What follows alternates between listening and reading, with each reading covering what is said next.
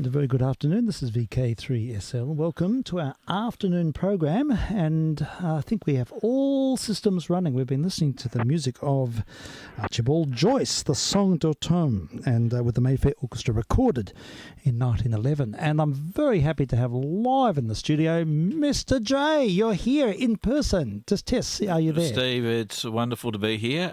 And if Frank's there somewhere, yeah, it's been a long time. And I was thinking to myself, that's a very different intro theme to what I remember from last time I was on, or even that I actually heard Emissions, because I haven't heard one for a while. No, we haven't. But in fact, that's thank you for the reminder. We are, in fact, on YouTubium. So, yeah, back on after a very substantial break because we incurred a copyright strike. And when that happens, I shut down all systems, wait for 3 or 4 months to pass, and then get back on the bike. So today's the day, and what better time than with you with us? It's great Jamie, to be here. It's great. And Frank, I think you're on. You there, Mr. JR? I wonder. I think we've got you switched in. I can do a little bit of a check-o-matic in a moment to see. And I should also mention that we are on 40 metres. We're down the band a little bit because there's some activity, some DIG activity on 7283, I think it is. So, yeah, a little bit untoward. Now, Frank, is that all okay? I can hear you chiming in. But yes, I'm here. Yeah, here. Good to hear your voice. Good afternoon, Frank. And Jamie's with us too. I had to do a little reset there. Okay. Yeah, good. So, yeah, here we go. Three-way turf talk. Yeah. How are you, Frank? I'm well. Yep. I've got a high noise level here, Stephen. Oh, you do? Okay. Yeah, my power's down a little bit as well. I think it's to do with the moisture and ground plans and various things and tuning. So I wasn't able to get our full power, but maybe that's got something to do with it. Yeah, no, it's more that the trouble at this end. I'm having. I won't bother you with it all now, but Leighton's doing some repairing some cables for me. Oh, I see. Yes. And meanwhile, I've sort of set things up a bit differently, and it's effectively taken my tuner out of the circuit. Oh, I understand. So you're in a sort of a standby position. Yeah. Kind of. It's not affecting my transmission, or it shouldn't be. Do you want to see if we can monitor on UHF? We're on 433. Yeah, I've got a drawer full of handhelds. I should just get one of them going. You would probably come through quite well. Yeah, I should think so. But okay, for another time perhaps, if you can hear okay. That perhaps is something I'll do when I... Yeah. Hello? We've lost you there. Something has taken leave. All right, well, maybe we'll... Yeah. Oh, yeah, looking at my modulation's down a bit. Yeah, that's all right. Okay, Frank, well, I hope everything's all right. Hope you can reinvigorate systems there. And, yeah, maybe another reset's in order. It sounds like it. Yes. All right. We've done with our technicalities and on with the show. Jamie. So today is a bit of a lucky dip, actually, because good. although some of it's a little bit planned, but... I recently came into the X3OW library through my very good friend, the late Philip Brady, and I decided that what I would do, because I've got a shelf full, about 1,000 records, 78, just general 78s that I've kept. Yeah. So I've just pulled a handful off the shelf. I don't know what they are. Sure. They will be just things I thought, oh, yes, I better keep that. So it is a bit of a lucky dip as well as some other things. So well, it fits the mould. You see, does, we have serendipitous operations here. So we do things on the fly. So, yeah, it's absolutely fine. That'll be good. Right, well, the first record we're going to hear, just a bit of comedy to, I don't know, lighten the afternoon. We're going to hear Mr. Ever and Mr. Ready. And this was a program, of course, for Ever Ready batteries. Okay. And it would date from about 1936. Would have been through the Macquarie network because it's Dan Agar and Ethel Tier. And they had Arison Higgs on the Macquarie network. Or actually, the Macquarie network was, 1937. So this dates from around that time. So I thought we might hear the very first episode. Thank you.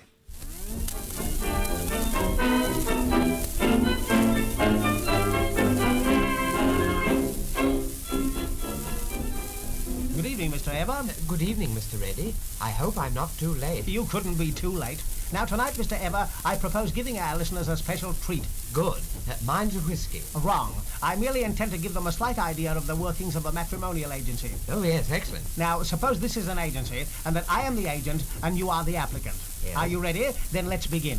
Good morning. Good morning, sir. What can I do for you? I want to get married. Can you help me? With the greatest of pleasure. Now, to begin with, you'll want a wife. And can you supply me with a wife? Oh, yes. Here is one of our illustrated catalogues. Now, do you prefer blondes or brunettes? Auburn. I'm afraid we're out of Auburn until the new season's wives come in. But we can do you a very fine line in ginger. Ginger? Yes, you'll find the ginger ones answer the same purpose. Yes, I suppose they do. I don't want one too expensive. Well, here's a very good line. Eaten cropped, smokes cigarettes, drinks cocktails, plays golf, expert at the rumba, and fond of lap dogs. No, I don't think so.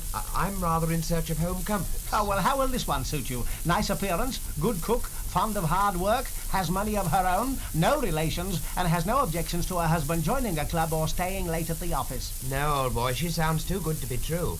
I should be afraid of losing her. Well, I have another one here. This one is built more for comfort than speed. She weighs 18 stone, she goes 3 miles to the half pint, is well upholstered, easy to manage, and has a flat radiator. Eh? Oh, I'm sorry. I turned over 2 pages. That's a car. Oh, I want something warm and comforting. You don't want a wife. You want a hot water bottle. Well, I don't quite fancy any of these in the catalogue.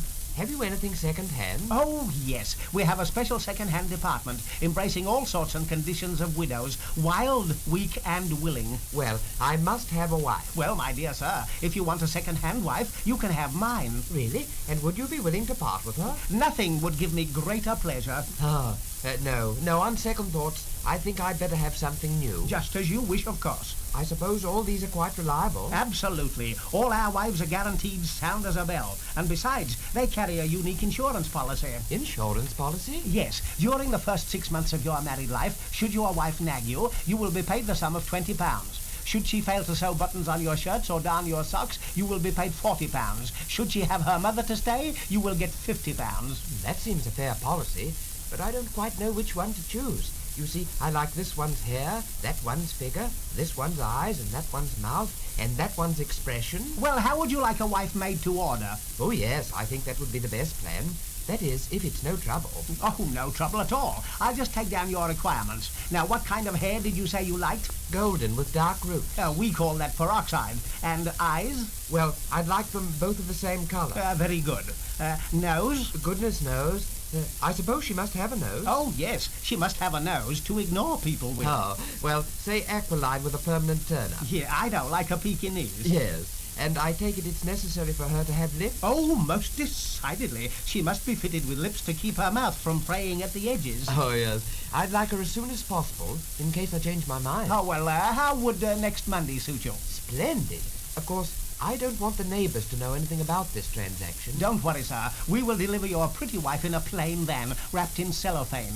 Why cellophane? It's the only time you'll ever be able to see through her. Oh, thank you.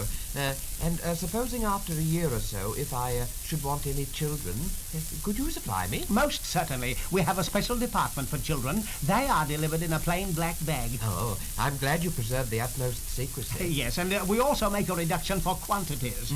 There's just one point, though. Supposing after a time I find I'm unable to keep my wife, will you take her back? I'm glad you asked me that question. Yes, we should be most happy at any time to take your wife back again and refund you half of the payment. Only half of the payment? Yes, we make a slight charge for wear and tear, Mr. Ever. Oh, that's only fair, I suppose, Mr. Reddy. Well, thanks very much. And thank you, sir.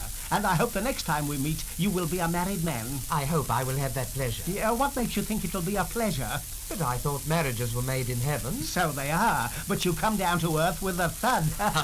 Well, goodbye, Mr. Ever. Goodbye, Mr. Reddy. So long, old boy. Yeah. I'll see you later on.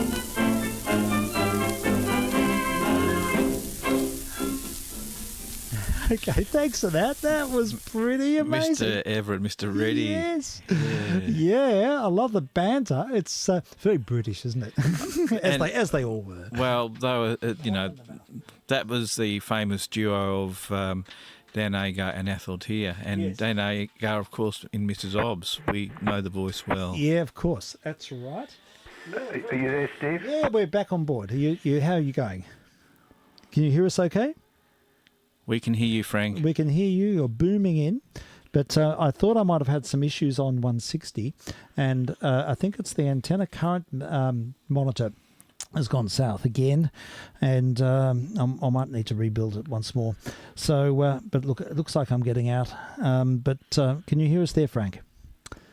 Heard you for a moment, and then there you go. I can hear you trying to cut in. All right. Well, I'll just keep going. We're just going to see if we can get this. Yeah, this feature radio just does fit on the turntable. So I thought this is very topical. We're going back to about 1936. Yes. And hear this track from a feature radio 78. Yes. And it's very topical with today's big issues. Yeah, okay. All right, well, definitely. Petroleum, all about that. All about petroleum. That black stuff. Yes. Yeah, okay. All right, we'll have a listen. And Frank, good luck. We'll look forward to having another reset maybe.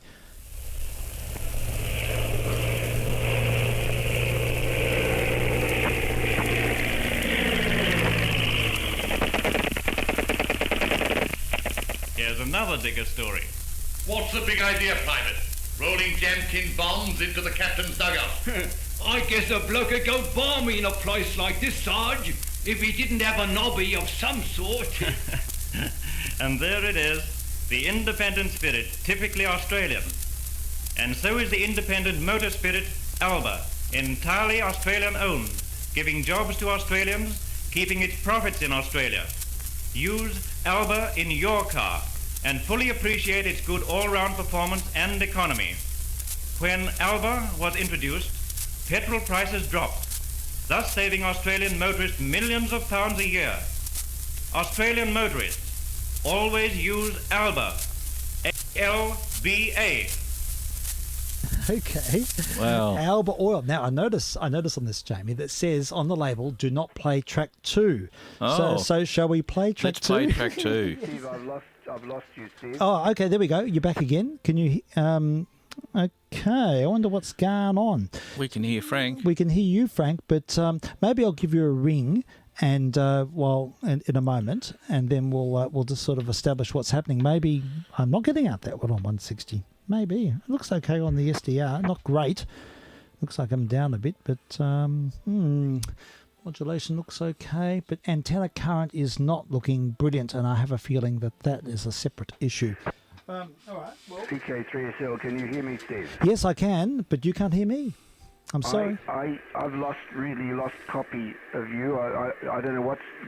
There's a very heavy noise level here. I'm going to have to go out to the radio room and see if I can do something about it. But for the moment, Yes. I shall fall silent. Jamie, great to hear you on the air, even though I can't hear you properly. Thank you, Frank. This is a very bad demonstration of amateur radio, but I'll go out and see what I can do. Okay, well, you can't hear me, but you can imagine. All right, then. All the best, Frank. We'll see if we can. I might give you a ring in a minute when you. Let's move on. Let's see what let's listen to track 2 that says "Do Two, not it says play." "Do not play." Wonder why.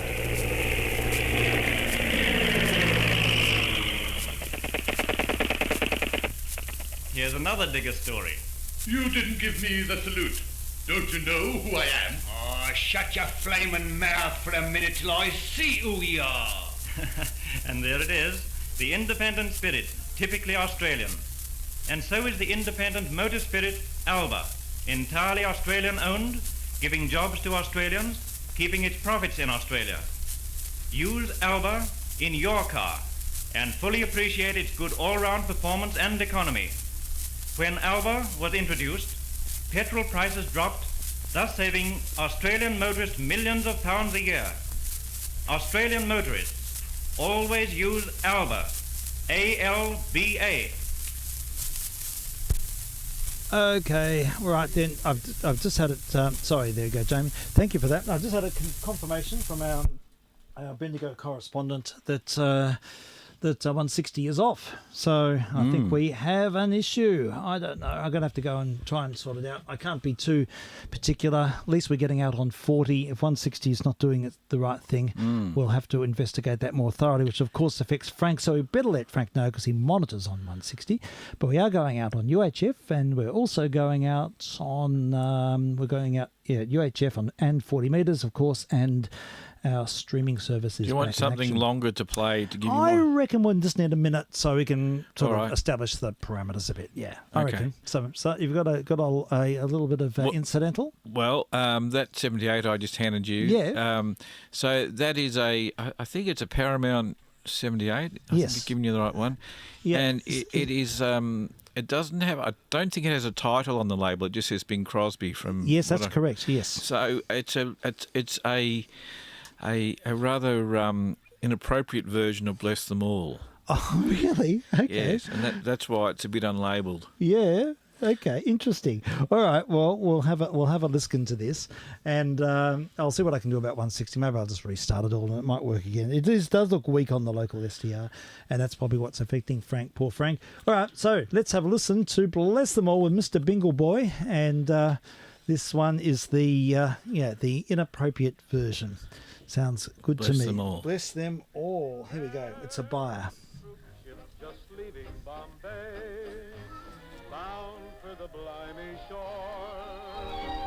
heavily laden with time-expired men, bound for the land they adore. There's many a bloke who has just missed the boat, there's many a lad signing on, but there'll be no promotion this side of the ocean, so cheer up my lads, bless them all, bless them all, bless them all, the long and the short and the tall. Bless all the sergeants, the first kickers too, bless all the corporals, bless you, for we're saying goodbye to them all. As up the gangway we crawl, no ice cream and cookies for stout-hearted rookies. Cheer up, my lads, bless them all. They say that in camp you can have a swell time. We've heard it all before. 5 in the morning, you're kicked out of bed to scrub up the barracks room floor. A private has really no privacy now. We're all behind the 8 ball. No ice cream and cookies for flat-footed rookies. So cheer up, my lads, bless them all. Bless them all. Bless them all. Bless them all. Bless them all. The long and the short and the tall. Bless all the blondies and all the brunettes. Each man is happy with whatever he gets, for we're giving the eye to them all. Those who attract and appall. Bless Maggie and Susie, who's gonna be choosy when you're in camp, bless them all. Every little breeze seems to whisper Louise. Birds in the trees seem to twitter Louise. Each little rose tells me it knows I love you, love you. Every little beat that I feel in my heart seems to repeat what I felt at the start. Each little sigh tells me that I adore you, Louise. Just to see and hear you brings joy I never knew. But to be so near you thrills me through and through. Anyone can see why I wanted your kiss. It had to be, but the wonder is this. Can it be true someone like you could love me, Louise?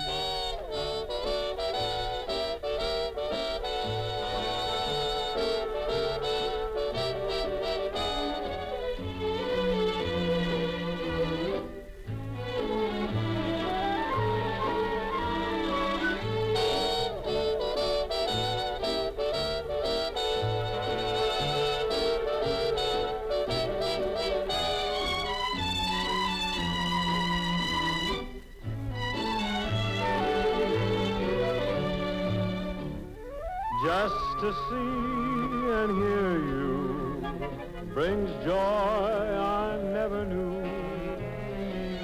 But to be so near you thrills me through and through.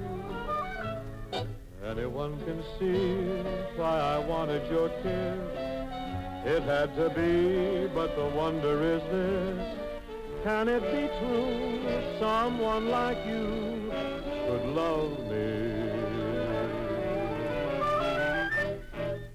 Louise.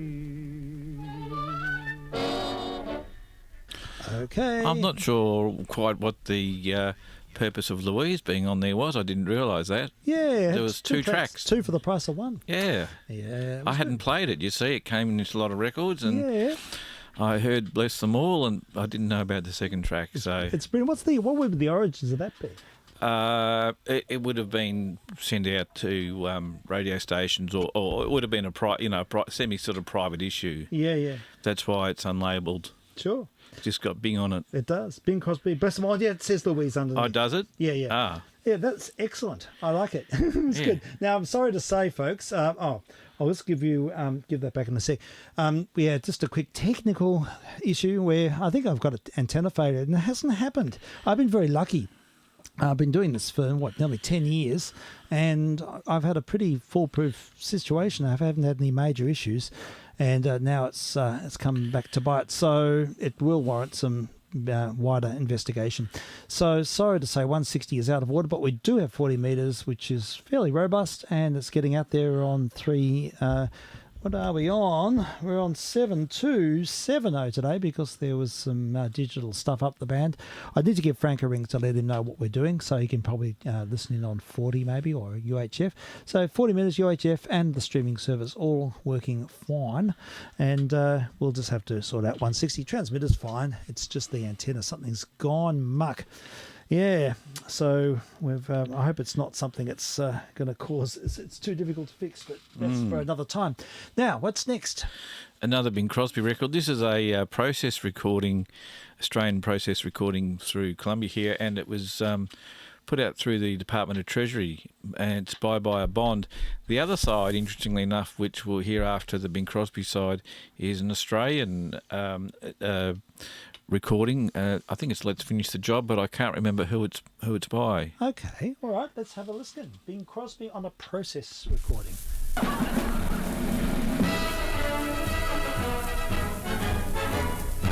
Buy a bond, and by, the bonds you buy'll bring you victory. Buy a bond, and you'll be standing by the victory arch when Johnny comes marching home again. Oh, you should need no request, for after all, you know that you're investing in the best. Till the lads come back again, back the old attack again. Buy bonds. This is no time to say you've done enough. This is the time to really do your stuff. And even if you can't be a soldier in the ranks, you can be the guy to help supply the guns and planes and tanks. This is the time for you to do your best. This is no time for you to take a rest. The enemy is reeling and his morale is low. So now's the time to fall in line and deal the final blow. Buy a bond. And by, the bonds you buy'll bring you victory. Buy a bond. And you'll be standing by the victory arch when Johnny comes marching home again. Oh, you should need no request. Buy a bond. For after all, you know that you're investing in the best. Till the lads come back again, back the old attack again, and buy bonds. Okay. Oh, that was great. Bing Crosby. Buy a bond. There was a few of those. Buy another bond today. Any bonds to buy. So it's a part of that collection of Department of Treasury. Yeah. So the other side is Let's Finish the Job with W. Christensen and Orchestra Sydney. no doubt. I couldn't remember who the orchestra was. Yes, and it's very official. It says on the label in red type for the Department of the Treasury. Ah, well. Yeah. Some of those I remember. Remember, Jamie, a while back when you had a whole... you've got a whole library. I of did, these, yes. And some yeah. of them are pretty out there, aren't they? I mean, it's really sort of, the proper... The language that was propaganda used is quite extraordinary. It is. It's heavy-duty propaganda. Yes. Yeah, it's selling a message. Yeah, all right. Well, let's have a little bit more from where that came from.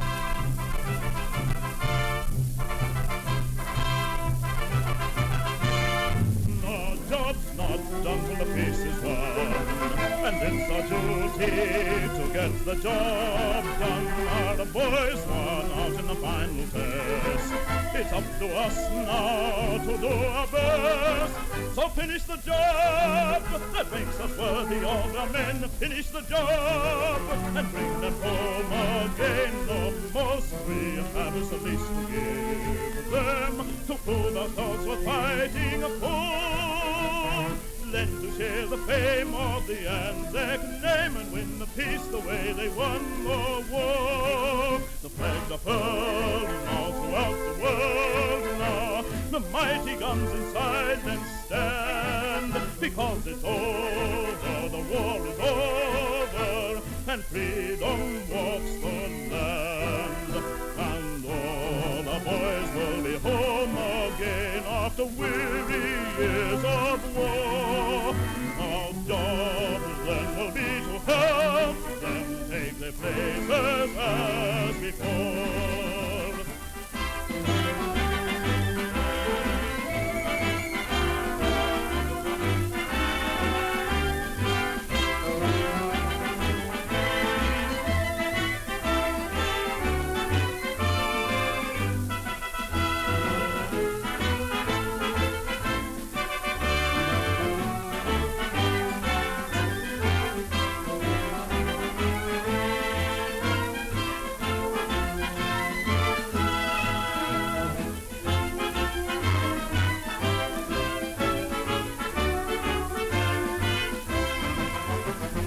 Job's not done till the peace is won, and it's our duty to get the job done. Our boys won out in the final test.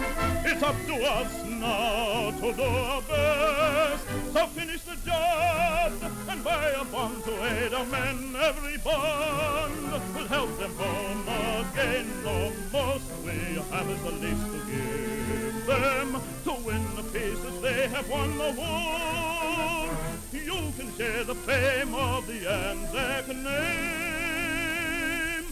if you will help to build alone once more. Okay, there we go. That Yeah. was another process. Official Department of Treasury recording. Let's finish the job. Yeah, it's good. Let's finish the job with W. Christensen and his orchestra, recorded in Sydney. We don't know who the vocalist is. We're musing on No, it. I don't. It's probably Yeah. Ron Williams or someone like that. Yeah, very sort of, very old world official. Yes, very wartime. It is. It's got that sort of fervour.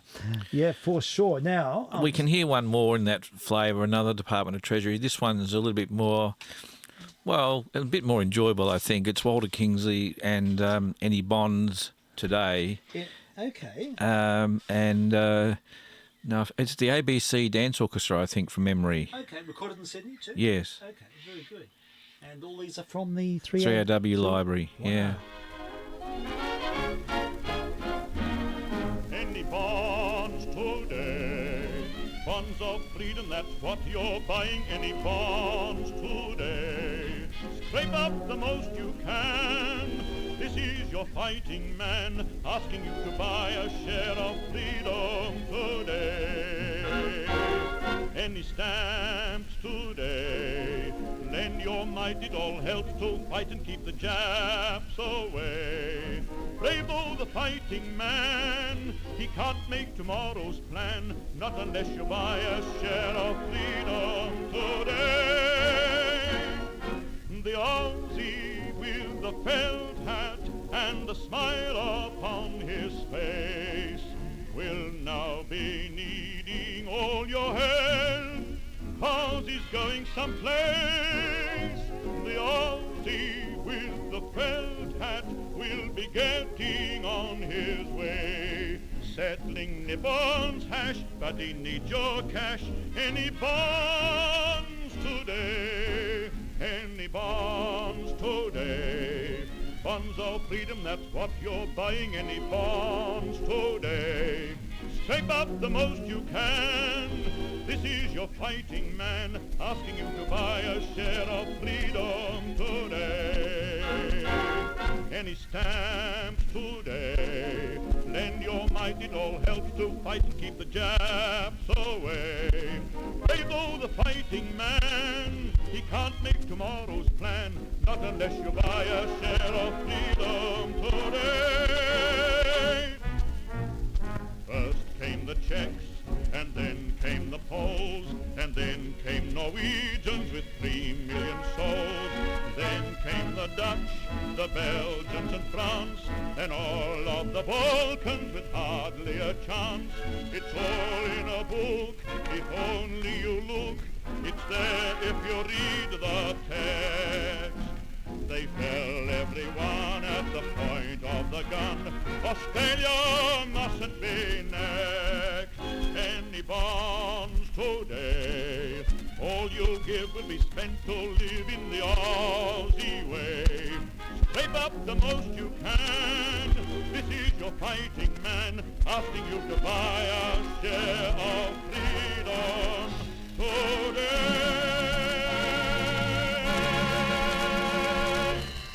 Wartime fare on it. Walter Kingsley, and unfortunately that record has a little bit of a bubble there in the middle. Yeah. But it tells a story. I hope it's a story that's not too close to our times, Jamie. I'm wondering when I hear all of this. In fact, our next record sort of has a certain prescience about it too. It does, yes. On the wall theme. If maybe you'd like to read out what the next record is. Yes, there's commentary on something, warning signals, ABC property. First signal, prepare. Second signal is impeding, and third signal is all clear. So we hear prepare. Yeah. First, these are official signals, and this is what you would hear, and hopefully we don't hear again. Or raid impending. A series of long and short blasts like this.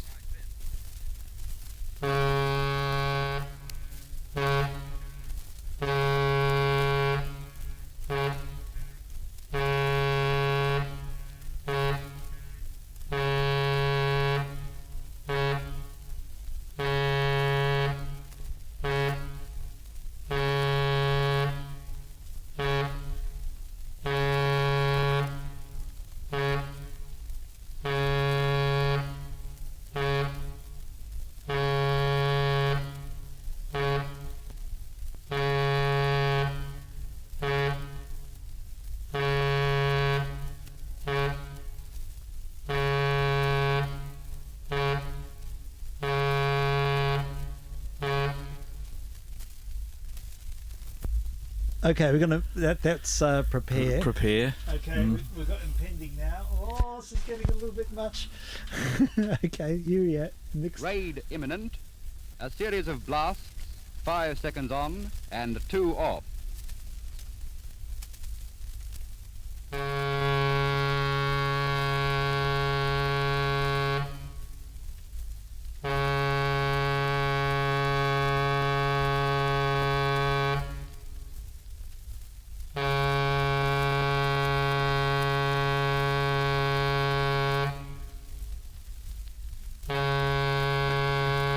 I wonder who the bass clarinetist who got the gig for this was. I was wondering who the announcer was. Sydney or Melbourne, do you think? I think it's a Melbourne. Okay. I think it's a W&G pressing from memory. Yeah, it just says property of the ABC. We'll move on to the next one. Is clear, I think. It's the last. We'll hear a bit of the last. Continuous blast.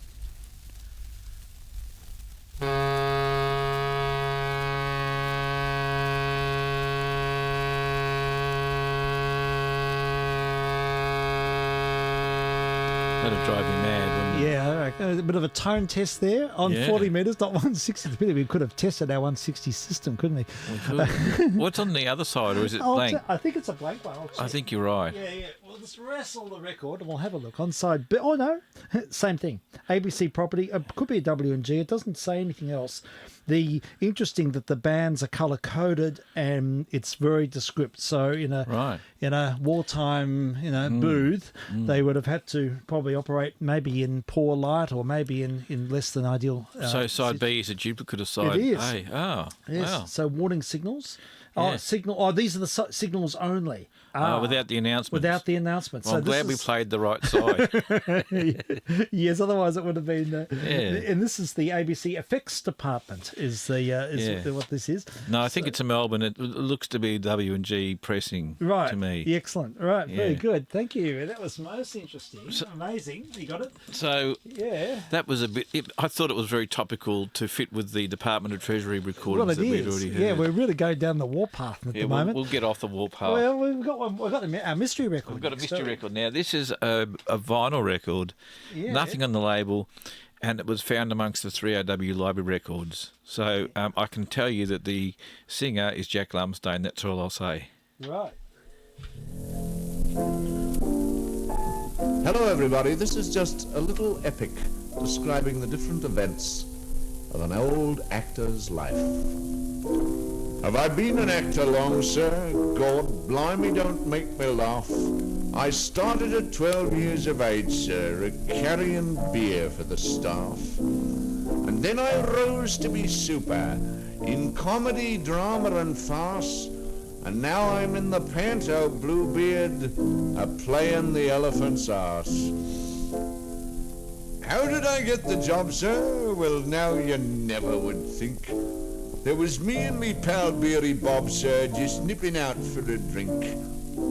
When Billy knew the producer, as his table we happened to pass, so he said, "Come here, boy, how about you? Will you take on the elephant's arse?" Well, I took on the job, as I said, sir, and was getting along a fair treat. Till Fitzherbert, the blue-whiskered blighter, dropped a bread all right in me feet. Did I swear? Well, now I ask you. You couldn't let a thing like that pass. So I told him to go and get, well, I did, sir, right up the elephant's arse. But the critics, God blimey, the critics. You know the blokes what I mean. They borrows a dress suit and vest, sir, and a shirt if their own ain't too clean. And they comes to the very first night, sir, to see if the play is first class. But not one of the papers I bought, sir, even mentioned the elephant's arse. No, I don't get much applause, sir, in the Herald or Telegraph. But I feels that I'm well enough paid, sir, when I hear them kiddies laugh. And the part's not much of a part, sir, and the pay just a little bit sparse. But there's many a true British art, sir, beats 'neath an elephant's arse.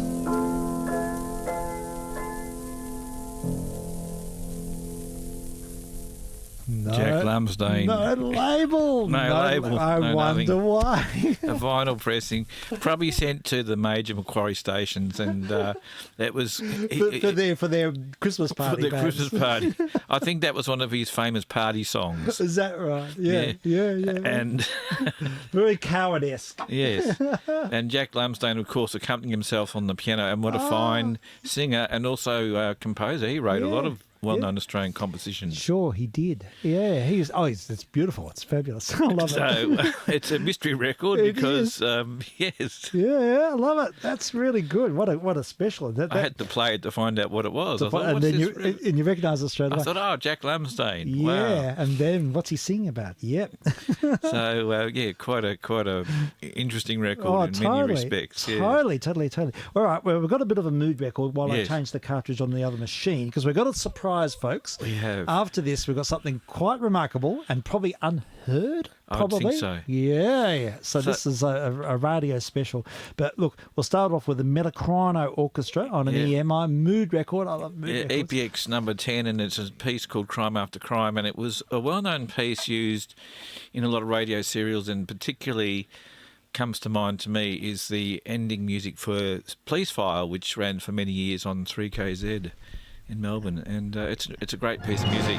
Excellent.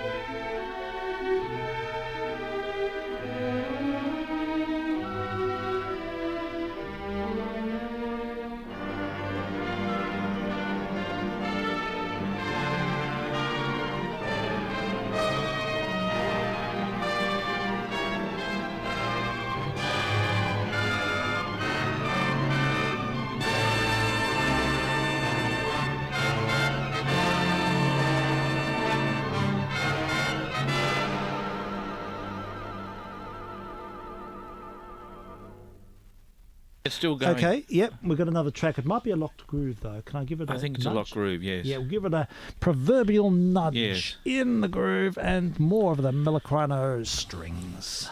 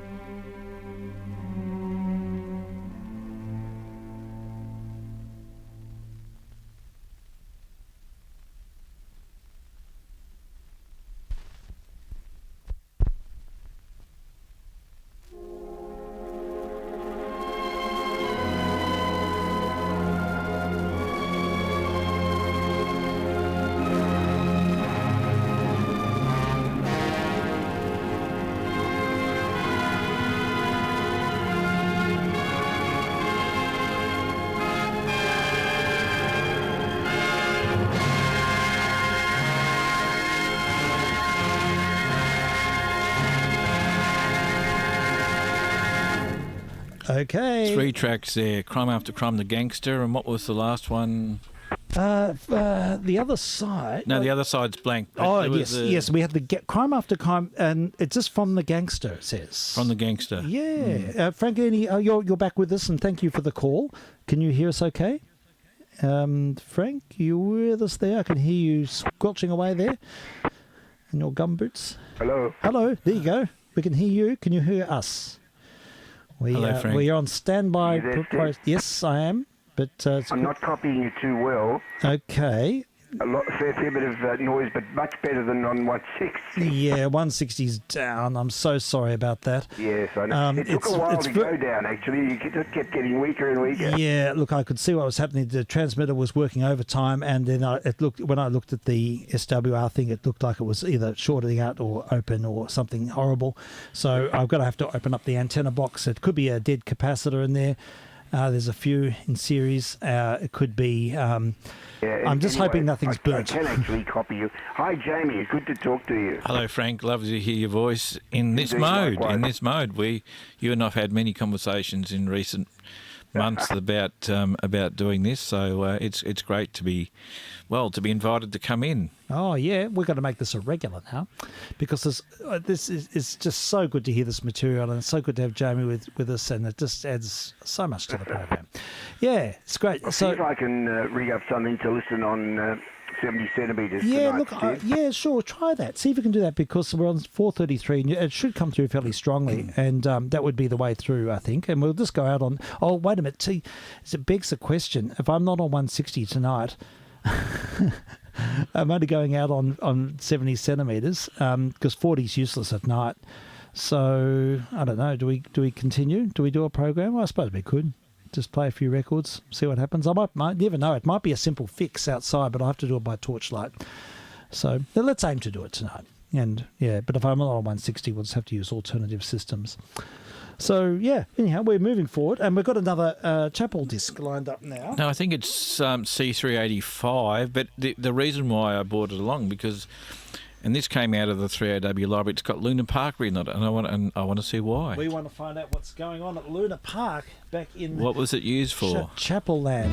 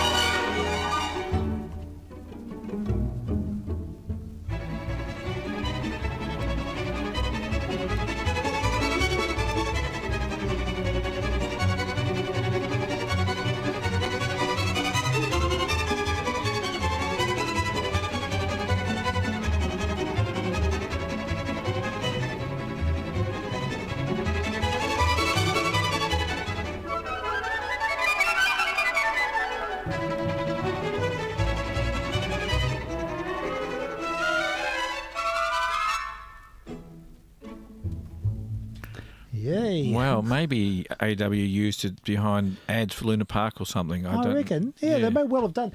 I'll just check and see if there's any further information. And let's, yes, it's the Queen's Hall Light Orchestra with Sydney Torch. And as many of these were, and it's the music of Eri Siday, S-I-D-A-Y. And Luna Park, name of the track. The other side is called Ecstasy. Oh, there you go. Yeah, good name for a song. Right. Interesting record. It is an interesting disc, yeah. And now, Steve, you might like to read out the label on the next one if you can see it on the turntable. drum roll. I've got it. Oh, it's backwards. I can't see it. I've queued it up. You'll have to tell us, Jamie. You have to we're going to hear an air check of Nicky and Graham from 3UZ. Now, I know it hasn't got a date on it, so I can't remember. It's 52. It's 1952. It's got a date, yeah. And this is recorded back in 1952, and I think there's about 20 minutes on this record, or 10, 12 minutes aside. So we mightn't hear the whole lot, but classic Nicky and Graham, and of course Nicky, one of the most revered broadcasters here in Melbourne, who so many people mentored from, and Graham certainly did, and just hearing them together is just magic. Yeah, this is really special. There's so little Nicky and Graham recordings, the same handful. We just hear the same things. You always hear the same thing, and you just wait for something else. Yeah. And you heard it here, but not on 160. Let's have a listen. It really is. Well, we've still got plenty to eat, haven't we? Quite a lot to eat. We struck it rich today. Mrs. Ed brought us some in, and Mrs. Goof and Shiner, she brought some in, and Mrs. Flufferduff, she brought some stuff in, and we've had a marvellous time. And I was only thinking then, of course, we're up here, we're isolated and insulated. There's not a shot, not even a flea in the carpet or an ant on the floor. And I often thought, with the crumbs we drop on the floor, pity there are not a few ants around our boudoir. They would get something to eat, wouldn't they, Nick? Ants need something to eat, particularly baby ants. Oh, the little baby ants. When they first come out of the egg, I've seen ads for them. Not a day old and hasn't scratched yet. Have you seen that ad? I have seen it too. Yeah, well, here the little bubby ants come out, and the first thing they do, there's about 28,000 of them, they look up on Mummy's face. Of course, they're stacked on the mills, they're all over the place. First come, get the best sitting. And they say, very pathetically, Mummy ant? And she says, yes, what? And the little baby ant says, no, not yes, what? That's on 3XY. Yeah, but Mummy says, yes, what? Oh. What is it, dears? She says, dear is plural. And the little bubby ant said, what have you got to eat? And Mummy said, well, always a shot in the locker with Mummy ant. Now go and play with your blocks. Takes a lot of blocks too. Yes, with the 23,000. 23,000 ants, they swarm all over the blocks. And it's just a matter of phoning Associated Ice, and they'll leave one at your door every day if you like. They got Spencer Jackson worried. Yes. No blocks. And the little bubby ants say, well, Mum, scrams grey. That's like ant language for buzz off and get us something to eat. And the mummy ants, well, she's in a bit of a pickle. It's all right if you're a cow and you have one calf, you know how to go about things. But a mother ant with 20,000 young ones is in a bit of a predicament. Oh, she had a worrying time, so she scarps off for the lick of her life. She goes out, and on the garden path, she finds a dollop of something. Yeah. Oh! He had the silliest, conceited, filthiest look in his face I've ever seen. Mum, let's continue. It was a dollop of ant gel. So Mummy ant, she hitches it up, puts it on her back, and away she goes. And back she gets in the little ant hole, like where the baby ants are inside. And she takes in this dirty big dollop of ant gel. And the little baby ants go, wee, look what Mum's got, look what... And all her Mum dumps her down, and she says to them, hoe in, kids. So they hoe in. Well, one says yum yum, and another one says good-o, and all sorts of ant expressions they have, when suddenly one says...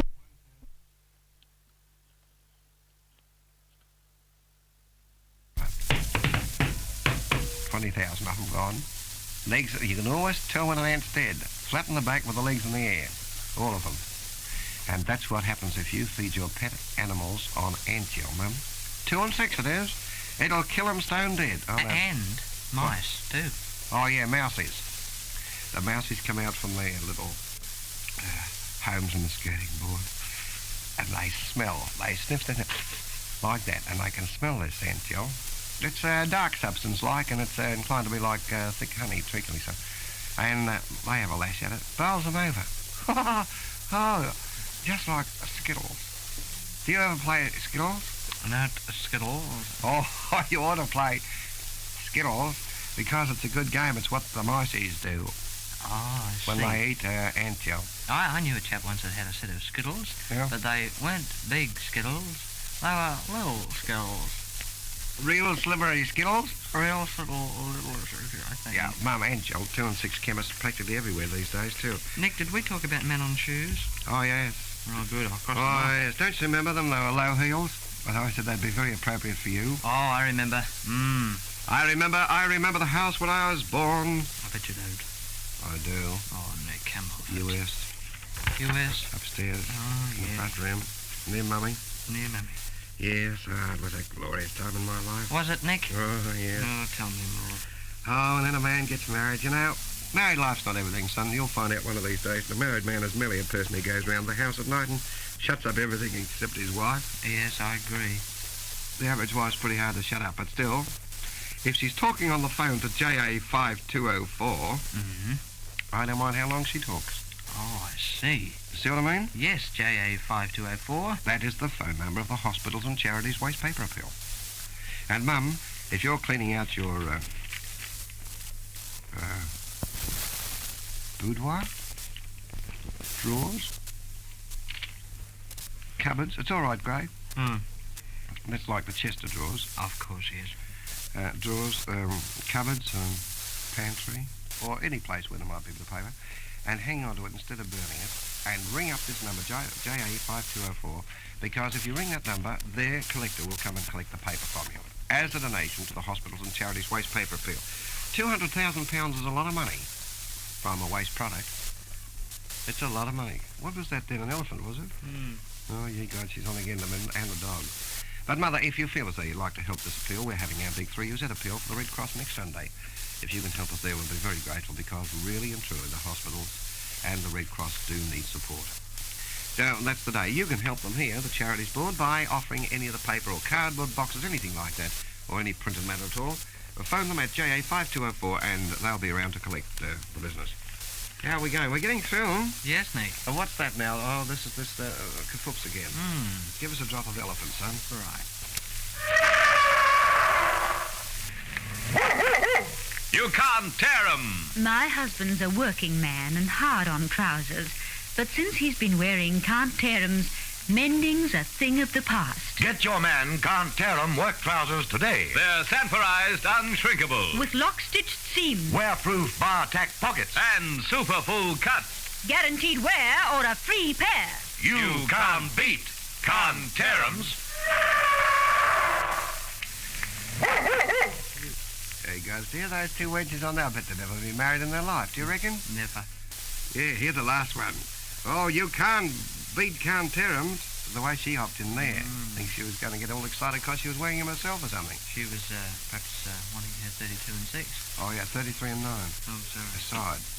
Oh. It's all right, isn't it? Very good. Yes. Mum, if you're interested in pants that won't tear, no, like for Dad, these like very, very strong ones. They did bring out paper pants once, but they were terrible. Were they? What happened? They were just terrible. But these are something better that you can't tear 'em. They work pants for the old man, these, and he'll wear 'em. Fair dinkum, he'll wear 'em that long at night. He'll step out of them and they'll stand up alongside his bed. Yeah. That's how tough they are. Uninteresting. Now, ever seen a pair of pants standing up? No. Without a man inside them? Never. Not worth a cracker. Oh, unfortunately. It just loses the appeal. Yeah. Just the appeal. It's like seeing, well, doesn't matter. Ever been down to Eunice Roberts? It's like seeing Eunice Roberts down there stuck in the middle of the Buddhas. Oh, the Buddhas down at Eunice Roberts. Oh, the Buddhas. But that's not what we're going to sell, because I'll tell you what, we're going to have a lash at today. What are we having a lash at Where's my today? tobacco? Your what? Tobacco. I'm going to have a smoke. We're going to sell something for the Easter bride today, something that's very, very lovely, something that she'll be proud to have, something that she'll keep for years and years, something that's, well, silver-plated, but you, as the giver, Mum, will receive more than the sender, and it's something that's not going to cost you much money. Guess what it is? A pickle fork. Yeah, a pickle... It's not a pickle fork at all, you silly-looking thing. It's a chutney spoon. Oh. We're going to have engineers. Go and tick him off out there, will you? Oh, no, that's John Morrison. He'd probably... Aye. Listen, I'll tell him there's enough noise in this program out here banging outside our kitchen door. Oh, your mother's still crazy. Hey, John. Oh, you've got to do that. It's making a dickens of a noise here, and I'm on the air. Let me tell you that. Don't you think there's enough noise in the place without you using a blooming hammer? You're working. Go away. Did I tick him off? Yes. You've got to put these engineers in their box, you know. Oh, you've got to. The only time he uses a blooming hammer is when I come on the air. Sabotage. Absolute sabotage. That's what it is. Well, we'll get back to Lady Kafoops. Eunice Roberts. Yeah. She's a heartthrob. Yeah. I reckon I married the wrong woman when I look at Eunice. Why, Nick? Well, she's so understanding. Most women look at me and shudder. Yes, they would. Eunice doesn't. She gets her head It's a sort of a sympathetic look. Mm-hmm. She puts her head on one side and she says, "You poor, poor boy." Does she say that? Just like that. She's got that real maternal instinct in her, you know. Yes. And I say to her, "You now's business," and she said, "Fine, fine, fine." Oh. And it's just like that. We're just like two halves of a settler's powder, the way we get on. Must be wonderful for you. Mum, maybe you've been invited to a wedding at Easter. I haven't to date. Touch wood. Have you going to a wedding at Easter? No. Better touch wood by the luck holes. There. Dear gods, I'm getting old, fair dink. I'm looking. There was no lead in my pencil yesterday. Now, a worse catastrophe has happened to me. What? My lighter's just about dry. Oh. Why don't they give a new thumb with these blooming things when they sell them? Oh, it was just a nice little... Go out and get the light somewhere. Would you please ask Sir Jolly for a light or somebody, would you? Right. And Buffle, look, it should be a pleasure to do me a good turn, Grey. Yea, gods, the cheek of the working class these days, Mother, it really makes me wild. Right, getting back to this. We're getting to the weddings. Why did I ever think of a wedding? You know, a bachelor's one of those jokers who looks and then leaps in the opposite direction. You know that. But still, some people never learn. And if you're looking for the ideal Easter present, Mum, you can't go to a better place than Eunice Roberts. I say you can't go because, well, that's all she sells. Gifts. Gifts of all sorts. Maybe crystal, maybe silver-plated goods, china, you know, the usual other gifts. But she does her own importing. That is the secret of her success. Let me tell you, they laughed when I sat down to play. They cried when I started playing. And Eunice Roberts will be only too pleased to help you. Look, if you said, I heard Nico recommend this store, she'll giggle herself silly. Silly as a wet chook. She'll giggle and giggle and giggle to think that she'd last after spending about 5,000 quid with UZ. She has one customer arrived in. She might even give it to you for nothing. I don't know about that, but whatever you pay, rest assured, it's just that little bit keener than elsewhere at the Eunice Roberts gift store. The address? Oh, you're getting in toffee place here. 334 Collins Street. Nothing but the best. 334 Collins Street. It's just a few doors up from Elizabeth Street. Going towards Hicksatkinson. Hicksat. They're Howard's, and they'll cost you something on account of import duty. Come on. They're not import duty. They're Duncan's matches. What are you talking about? Sorry. Yeah. Yeah. Do you know that there's never a divorce in Sweden? Why is there never a divorce in Sweden? And they make safety matches? Oh, that's amazing. Isn't it good? Is that a lie? I don't know. Does it smell a lot to you? It smells like... A red flannelette thing, but don't tell me. I'll keep that one later. Hey, listen, what about a decent record? Now, come on. I'll get you one, Nick. What would you like? Now... Would you like Sefton Daly playing the waltz for a marionette? Oh, that's a beauty. Mum, do you like that one, true? Oh, I could eat that disc when I hear it. It just does something to my spine. Yes, I'd like that. Yeah, I know what your favourite is. Oh, I'd love that one. Will we get it in? Or would you rather have Gold Digger's selection? No, Sefton Daly, Waltz to Marionette. I'd love that. Or Concert Waltz Joyousness? No. I'm just in the mood for the piano today. All right. Let's go up and rehearse our... would you like to rehearse your chopsticks? Oh, Nick, yes, please. Oh, this is colossal. Why do I put on the mic? I'm just feeling a pianist in that mood. I can do this bit. You start there. Why don't? Just a bit more C. Oh, I can. I'll take more than you. One, 2.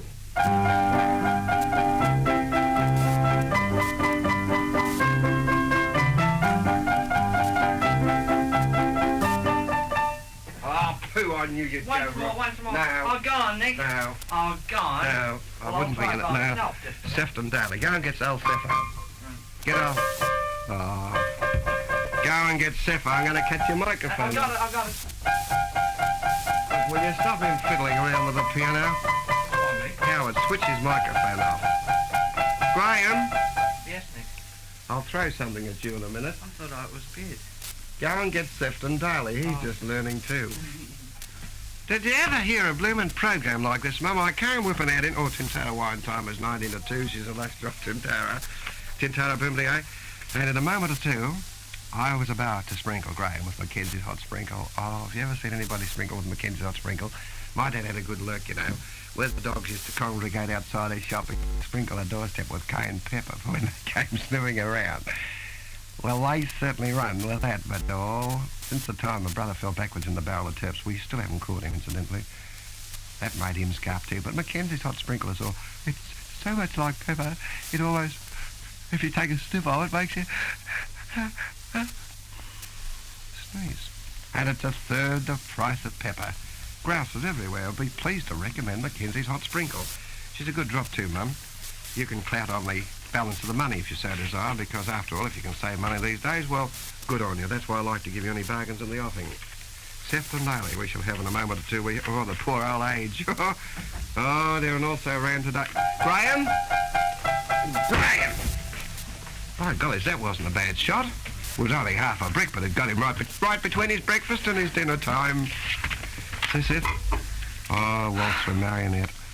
How many ads? Wait till I check them up. There's High Pole, Georgie Merrill, The Age. It's too late to read The Age day now anyway, isn't it? Mm-hmm. Kintara, West Linen Store. Oh, ye gods. Save, Tats, CIH. Don't take it a bit. E.B. May. Don't take it E.B. May. Lawson's Trading Company. Don't take it to Lawson's Trading Company. We haven't time for music, but we're going to play it. Oh, good. This is it. This is my favourite disco, I reckon. Sefton Daly with his own composition too, The Waltz of a Marionette.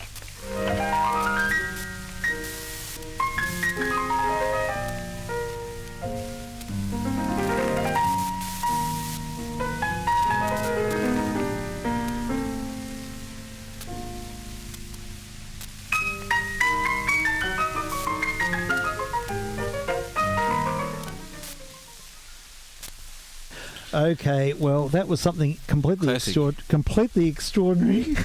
Didn't they make it sound so easy? Yeah, they did. It's so incidental. It's just this beautiful dialogue. What do you think, Frank? Did you get to hear that? Hello, Steve. Hello there, Frank. I seem to lose you for a while. Oh, I'm sorry. Did you get to hear that Nicky and Graham episode? I can barely copy you, actually. Yeah, sorry. We've got the log, and Jamie will dub this off and get a really nice version for you. But it's pretty extraordinary.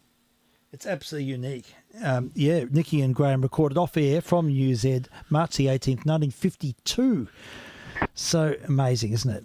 It must have been not long after Graham joined 3UZ. Yeah, I reckon it is. It's just incredible. Because I think he replaced, was it Alfie who was subscripted? Because it was originally Nicky and Alfie, and then Graham took over from Alfie. Right. And Graham was the record boy at UZ, wasn't he? Yes, and they realised he had a talent. Now I'm going to give you this precious disc. A microgroove, a magic of microgroove. Yeah.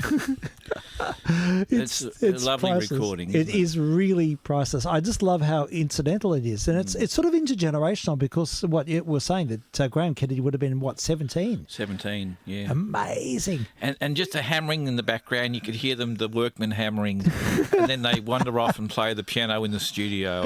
I know, it reminds me of those cross-band missions years ago when it is so incidental. It's just sort of playing the moment, and it just rollicks. There's a fabulous chemistry, and that's the best Nicky and Graham I've heard, without doubt. And although I was in and out dealing with transmitter issues and things, and I have verified, folks, that we have an antenna problem. So, yeah, Unfortunately, that's a real hassle. I went out and even checked it, but not sure. Something's amiss.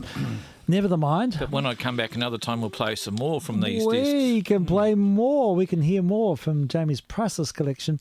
Amazing collection, actually. It's the collection, the Australian collection. Well, many people have helped me over the years too, which I'm very appreciative of too. And of course, there's been a lot of people who are no longer with us, who were mentors to me, and there's still some great people around today that have better knowledge than I do around this material. So look, it's great that you share it so readily, and it's a privilege to be able to hear some of these and hear these voices of this deep Australian history, and they're one of a kind. I mean, we're looking at first generation source material here, so that's unique. What's written on the next record, Steve? Okay, all right, you better it's pass a bit it to unusual. me. No, I've given it to you. Oh yes, it's a 78. It's on the buyer. I think it's a 78. Yes, it is, and it's actually it's made on the turntable from the company concerned. It says Roller Company and Australia, and a picture of the roller. This has got on the label. There's a picture. I recognise this from various journals. It looks like the Roller Factory in Richmond, and it's Diggers in Tobruk. So part 1 and part 2. So yeah, we can have a listen to this. So what would have this been produced in-house, do you think, Jamie? Melbourne, yes. Yeah. Okay, but I wonder what the bigger story is. I don't know what the story behind it is. Yeah, it's quite intriguing. So we'll switch the buyer into action. I'm so sorry, Frank, that it's a bit variable for you. Hopefully tonight, I will go out in 40. I'll do another systems check later on, and if it's easy, I'll do it by moonlight. But I have a bad feeling about 160. I think you might be. I think you're off frequency a bit there. You just need to give it a nudge. It might be just a tiny bit off because you're coming through, but you're just a bit off whack. So yeah. Anyhow, so. Yeah, we'll aim to make things work. All right, here we go. Roller Company, and this is called The Diggers in Tobruk. So here we go. A 12-inch, two sides of a 12-inch record.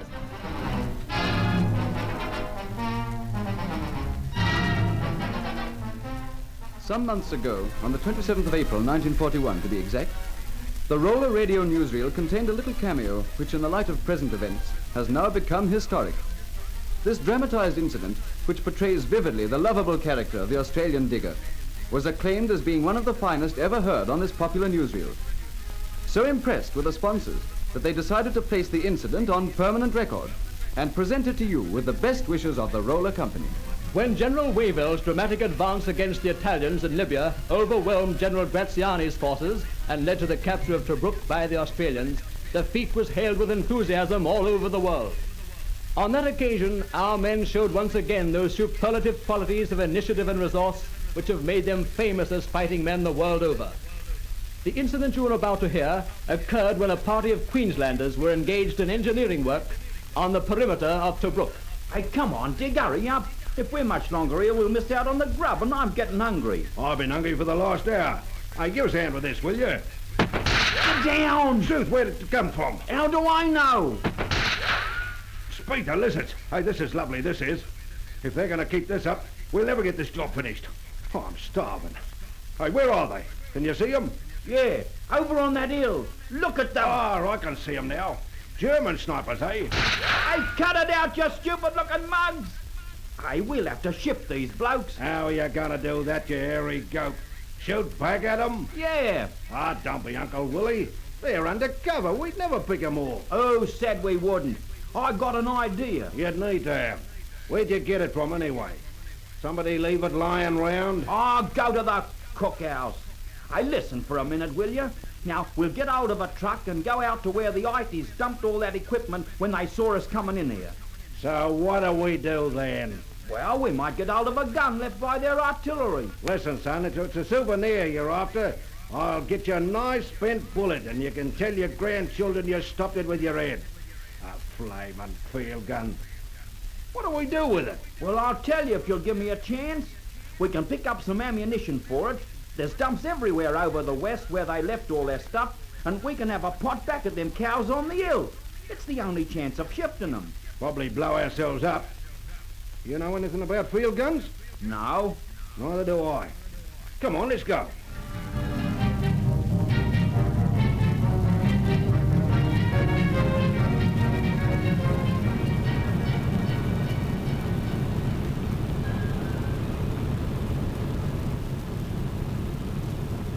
Here you are. This'll do. This one over here. Okay.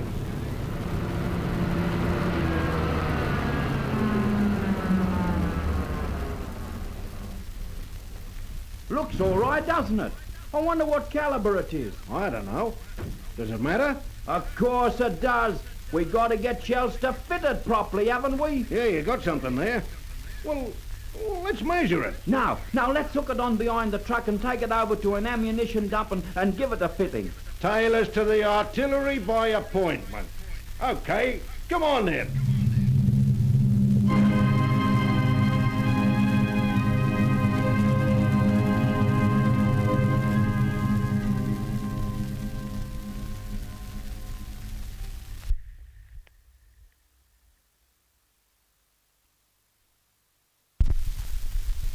Well, there we are, back where we started. Plus one field gun and 150 rounds of ammunition made to measure. Well, what's the procedure? Load it, point it at them, pull the trigger and run like hell. Can you work the sights? Can I work the sights? I'm an engineer, not a nursemaid to Big Bertha. Well, what's wrong with pointing it straight at them and then looking through the barrel? If we can see them, then we're set. We can shoot them. Okay. Now you turn that handle and I'll tell you when to stop. How's that? A little bit more. That'll do. Well, now chuck us a shell. No, don't chuck it. Bring it over, you mug. Now put it in the breech, and for the love of Mike, don't drop it while you're doing it. Shut up, will you? You're making me nervous. There you are. Well, now what? Pull the trigger. Well, go on. What are you waiting for? Oh, no. You have first go if you like. I don't mind. I'll bet you don't. Well, listen. I'll tell you what. Give us that length of line in the truck. Well, what are you going to do? I'll show you. I'll tie this end to the trigger like this, then one of us can stand well back behind the gun. There's 10 yards here, easy. And all we got to do, then, is to give a good tug. Well, that's decent enough. Okay, give us the other end. I'll pull it. I know you won't. I will. I thought of it. Oh, all right. Well, come on, then. Take it easy or it'll go off before we're ready. Well, this'll do. Are you all set? Here she goes. How's that? Just a bit more over. Okay. Here comes another.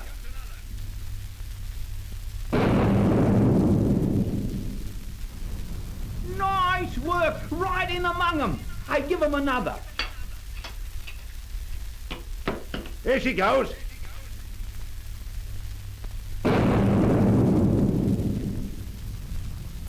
You're right on top of them. Hey, do it again. What in hell is all this row about? Truth, it's the Colonel.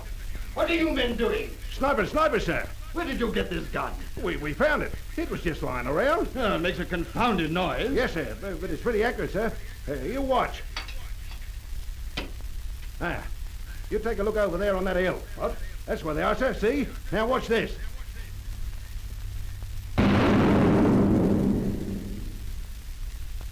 Right on top of them. By Jove, that's rather good, eh? Let me do the next one, will you? I've always wanted to fire one of these things. Sure, I'll load it for you. Thank you. Here you are, sir. Just give a good tug and try not to listen. Thank you. Good shot, sir. I say, this is rather fun. And we're certainly giving that enemy post some hurry up.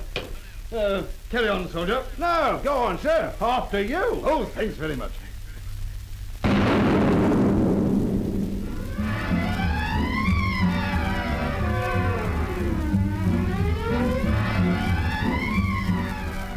And so the amateur gunners went happily on with their unconventional but very effective method of clearing the hill of snipers.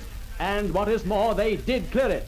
The enemy, after 47 rounds had arrived amongst them, left their position for a quieter and more distant one. Thus, an AIF battery consisting of 1 colonel and 2 engineers spent an enjoyable and profitable afternoon.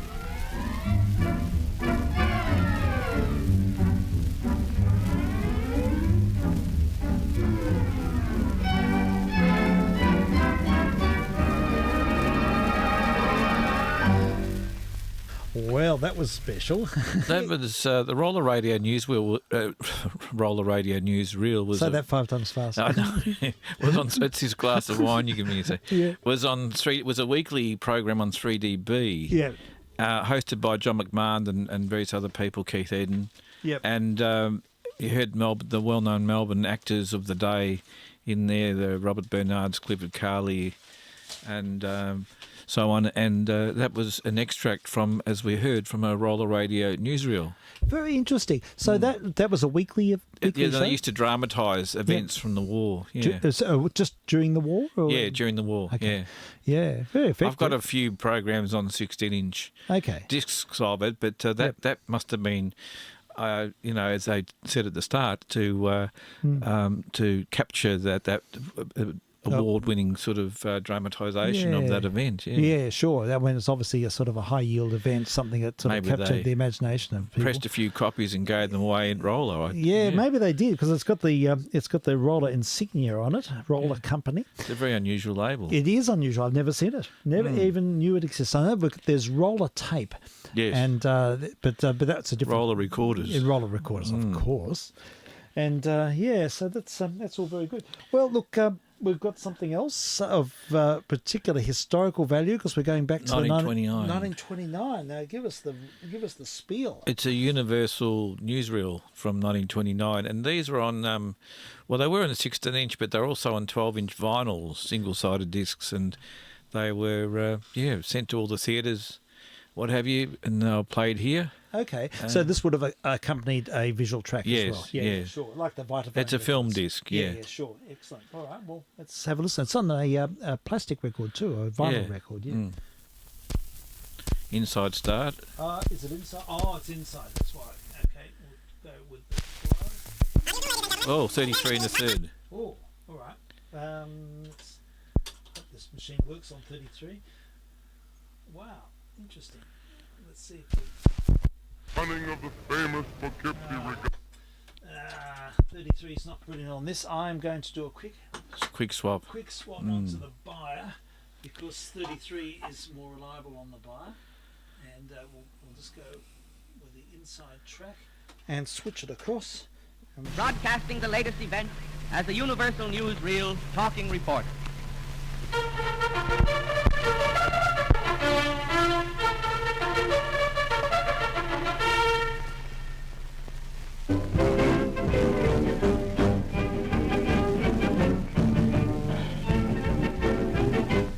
Just waiting for California to get ready for the 36th running of the famous Poughkeepsie Regatta. A perfect start, with Massachusetts Tech jumping into the lead over the 7 other big-timers of the collegiate rowing world. It's the high spot of the year for crew enthusiasts, but Massachusetts can't take it. Before you know it, California is ahead and pulling an average of 176 pounds on each oar to keep ahead. Incidentally, they came east with the slogan, California Crew for the California Olympics. And that's what's behind the powerful strokes in the 60-foot shell of the Golden Bears from Berkeley. Even at this stage of the game, it's easy to see that they can't be headed. And the interest centers in the fight for second between Washington and Cornell. The Big Red Crew entered the race favorite, but they've got all they can do to place, while California turns the great rowing classic into a big parade. The Bears are 3 lengths ahead. Cornell leads the Huskies from the northwest. The time, 19 minutes, 55 seconds, and another regatta belongs to history.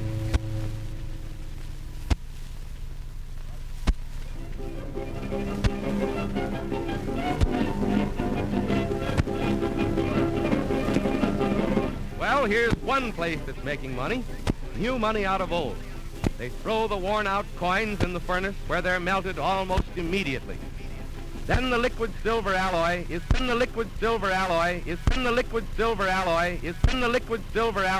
comes out in the form of ingots, roughly about the width of a quarter. The rolling mill takes care of getting them down to the proper thickness under terrific pressure. Nice long strips of 90% silver, all ready for the punching machine that knocks out the blank coins. The new Washington quarter that'll replace the ones now in circulation. The next operation is feeding the blanks into the stamping machine that mills the edges and stamps both sides of the coin at the same time, all ready for spending. It'll be the only quarter minted for the next 25 years. So you'd better get a good, quick look at it now while you have the chance.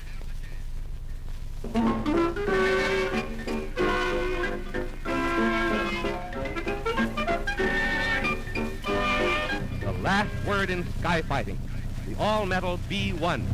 She's 52 feet long, her total loaded weight's about 7 tons, and she can carry about a ton of bombs. This is her first public appearance. They've been keeping her a secret up to now, a rather startling surprise for anybody who might be interested. And in spite of her tremendous size, she's as easy to handle as a bicycle. It's really a flying force at a speed of 200 miles an hour. Just one of the little aces the Army's keeping as a hole card. You never can tell. You can't bluff when they call you.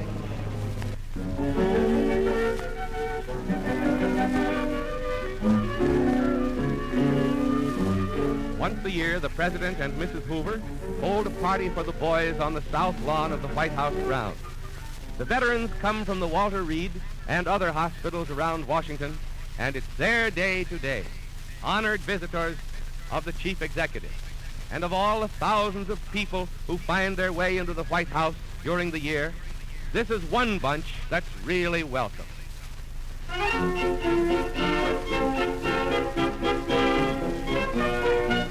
De Valera and J.H. Thomas, Dominion Secretary, are trying to get together on the question of Ireland's refusal to pay the annual $5 million land fee to England, and also the matter of the oath of allegiance, which De Valera refuses to make. And over at Ramsay MacDonald's house at 10 Downing Street, they couldn't agree. And that's where it stands, up in the air, with everybody sore at everybody else.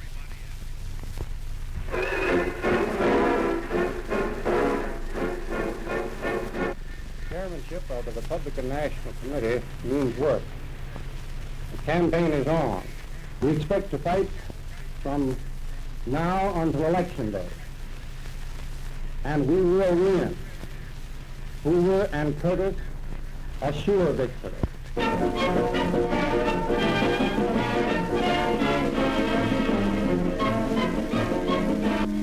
The Lady Bird's home, and the big town's trying to show her that it thinks a whole lot of Amelia Earhart.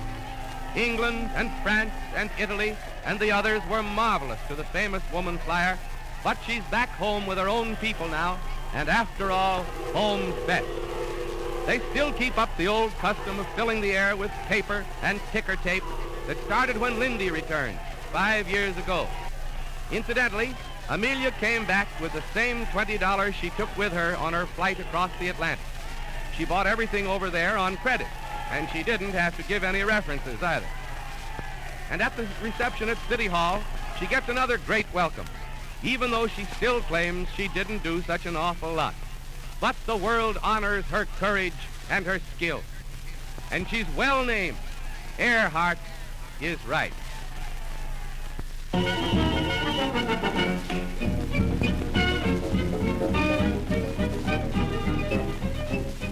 big race of the year, the American Derby, and 11 thoroughbreds get away at a single stride. Osculator number 13 pulls ahead to take the lead. And in third place is I Say, trailing Adobe Post, with the rest of them bunched. And then I Say starts to do her stuff, giving it everything she's got. Passing the second horse, she takes the rail and pulls up even with Osculator. And at the turn, she's ahead by a length. Osculator's fighting for every inch. And away back in 8th place is Gusto, just another horse in the eyes of the crowd who played Osculator for the favorite. And coming down the stretch, Gusto is pulled up to 5th, to 4th, to 3rd. Watch that number 10 horse. And now he's raced out of 2nd place, behind Osculator, and coming like a tornado. He's ahead and increasing his lead, while Osculator and Prince Hotspur battle it out for 2nd. That's the only consolation they can look for. Gusto can't lose, and he piles up a sweet $48,000 for his owner, Morris Schwartz of New York. Gusto, a name in the championship class. Grand little grandson of Man of War. A 9-to-1 shot, a real champ in a real victory.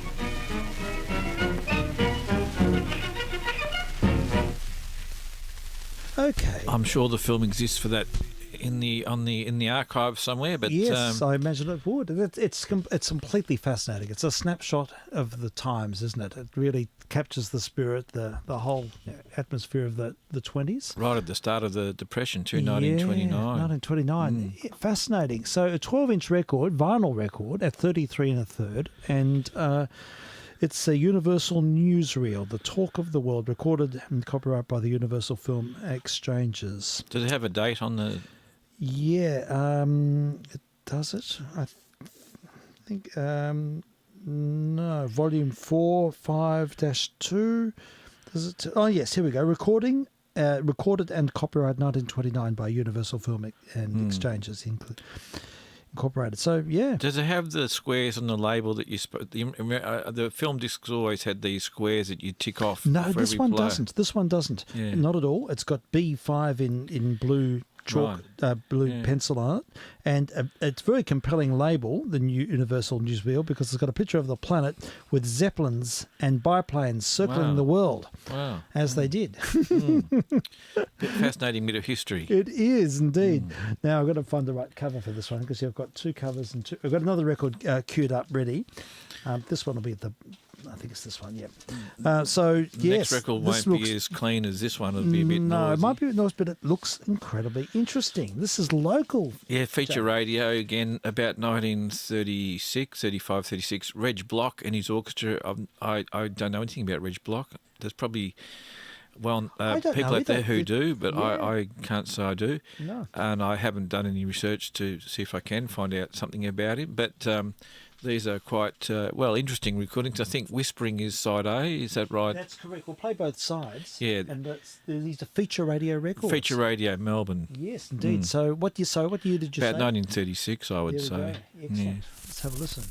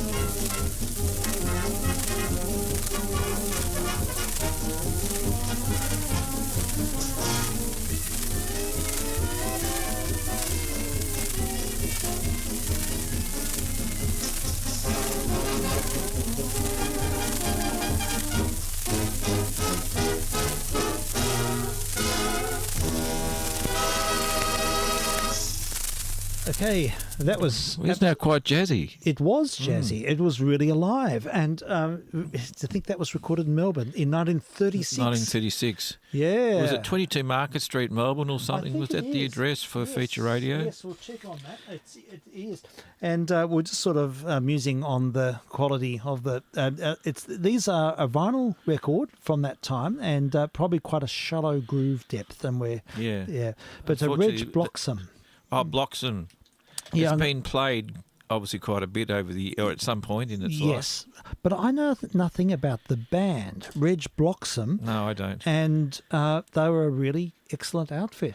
That was really well performed. When they went upbeat at the end, it was... not very nice, wasn't it? It was great. It was on the front foot. It was really good. I sort of feel like the vocalist to me sounded very much like Johnny Warren. Remember the singer with Jim Davidson? Yes, indeed. Maybe I could be is. wrong, but it sounded very similar to Johnny Warren. Yes, maybe it is. And you think, why did he record any records for? But he certainly made a lot of records. Yeah, I'm invested. I'm interested. I want to hear the other side. So can we play side side let's play B? the other side. Yeah, it's Chapel in the Moonlight and Lady Be Good. So good titles. Yeah, excellent. And with a locked groove in between. So I'll just have to give it the proverbial Interesting. nudge. Yeah, so more feature radio. These are rare as rare. And a bit of Melbourne history from... Very much so. And there was a similar company called Telebox. Yes. Who also put out recordings and made transcriptions. Sure. And I often have been asked over the years, have I ever come across any Jay Whidden and his orchestra on Telebox? And no, I haven't, apart from the 78. But he did some programs. Okay. So he came out to us. Came out. Yeah, because Jay Whidden was recorded in England, didn't he? Yeah, indeed. I always think of Jay Whidden and his New Midnight Follies. That's right. Well, he made some recordings here and also some radio broadcasts. Okay. I think it was 3KZ or something like that. Really? Well, I'd be most interested to hear those if they ever surface. So would I. It would be absolutely fascinating. They must be out there somewhere in the ether. But let's have a listen to some more Reg Bloxham.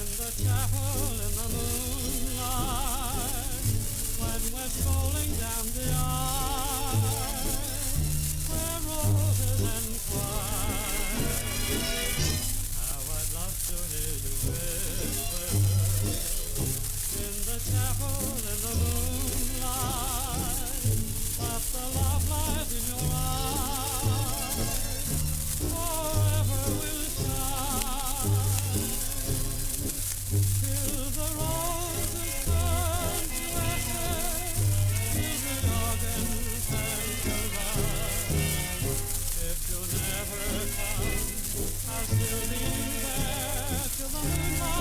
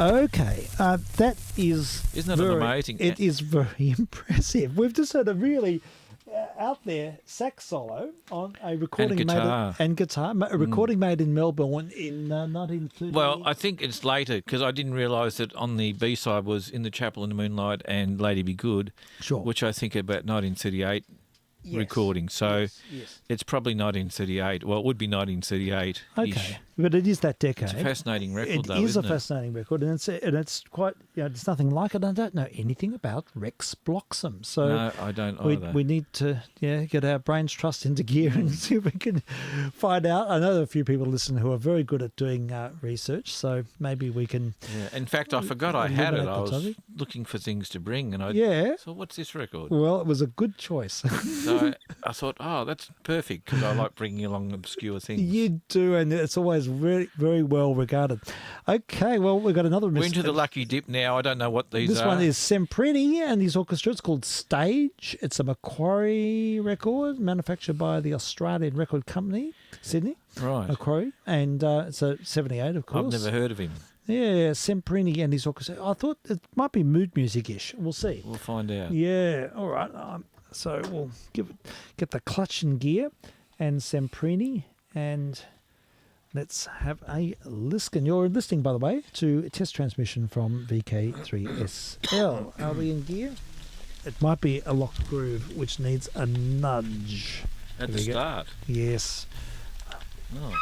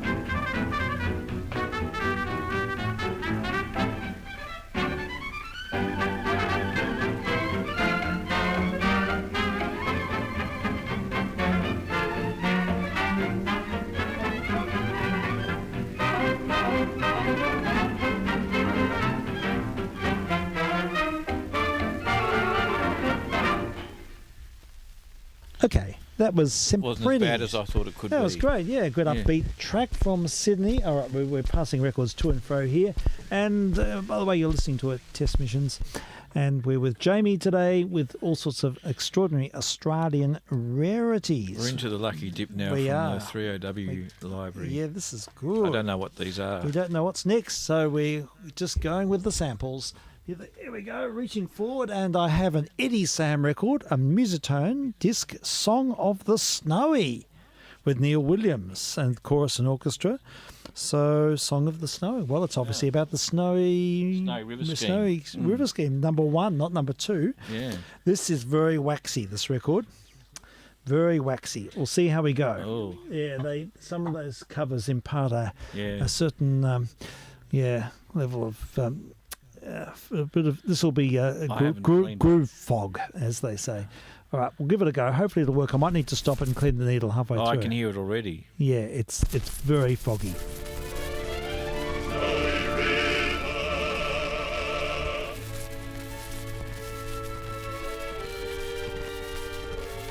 To this land of snow, only strong men go, and courage plays its part. Men up here never think of fear, facing dangers from the start. They never slacken pace, but they grin and win. To fail or falter would be called a sin. Wild winds howl and the big trees moan, the snow is our home.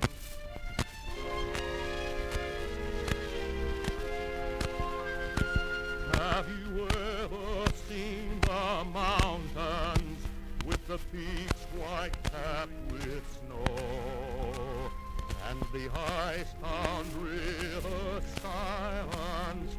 That's a winter scene we know. Sometime plays a blizzard in the heart of mountain ranges, where the gorges fall 1,000 feet, and the picture always changes.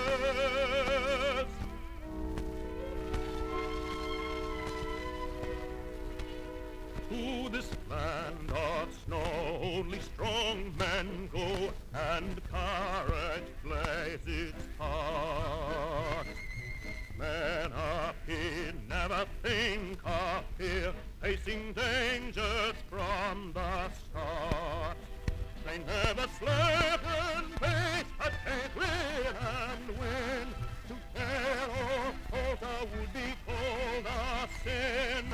Wild winds howl and the big trees moan, the snowy is our home. To this land of snow, only strong men go, and courage plays its part. Men out here never think of fear, facing dangers from the start. And though the slacken pace and win, to fail or falter would be called a sin. Wild winds howl and the big trees moan, the snow is our home.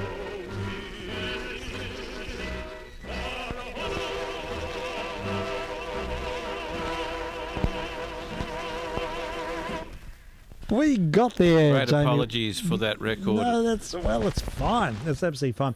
Well, some of these, Mr. Sheenels or it soapy needs water. It needs something to just get the gunk off. I'll just give the needle a bit of a swipe, and well, I've cleaned out some Interesting of it. record, but it is interesting. And someone's eaten the meat pie off this one too. Yes, I'm sorry about that. I wouldn't have handed it to you if I'd known. It's all right. It's just waxy. Some of these discs accumulate sort of.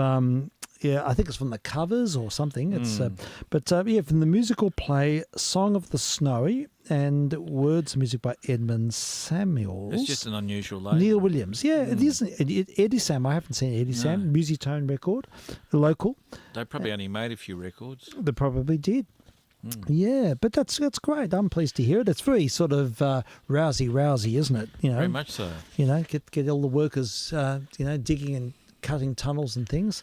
Yeah, well, we've got another one.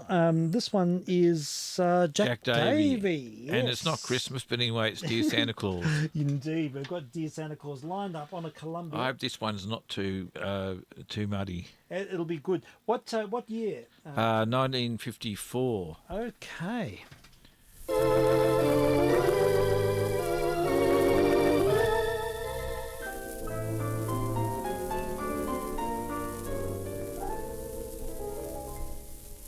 a cute little chap, writing pad on his lap, struggling so hard with a note. It didn't take long, though the spelling was wrong. Here are the words that he wrote. Dear Santa Claus, I'm writing because perhaps you don't know what to bring. There's gloves for Auntie Flo and a tie for Uncle Joe, a new wristlet watch for Dad, 'cause the old one he's got won't go, and a blue frock for Mum to get dressed in, 'cause blue is the color she looks her real best in. Goodbye, Santa Claus, respectfully yours. P.S. Don't forget something for me.